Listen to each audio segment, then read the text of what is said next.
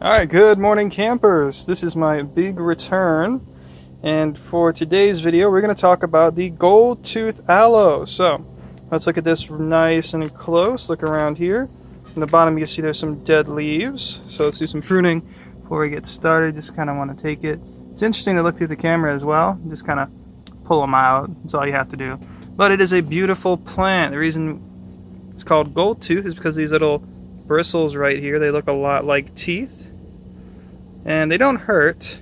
At least not too bad. I haven't been cut by them yet. But it is in the aloe family. So what we're going to do is we're going to talk about how exactly you take care of one of these guys here. So, first thing we're going to talk about is the light. The lighting situation, you're going to want bright light. So a nice bright light. Maybe you want to keep this guy outside, but also always remember, where did you get this from? Did you get it from a greenhouse? If so, you might have to get it acclimated to being outside all the time. It might get the shock of being in a new environment, start to brown up, and when it browns up, don't worry, it's not dead.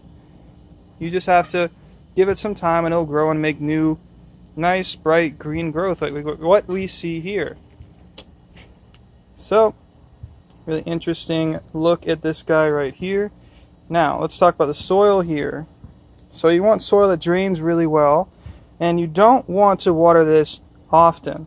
So some people say once a week. For me personally, what I do is I always check to see how dry the soil is. So I'll touch it.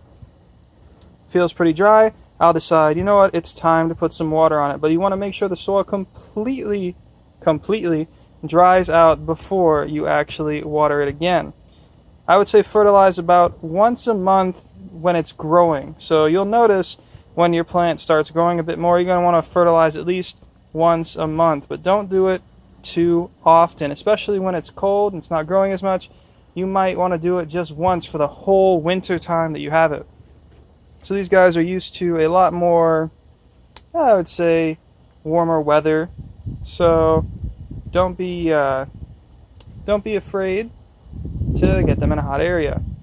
See, I'm a little rusty getting back into all this. So it is a beautiful plant for sure, and there's a lot to be said about the aloe variety.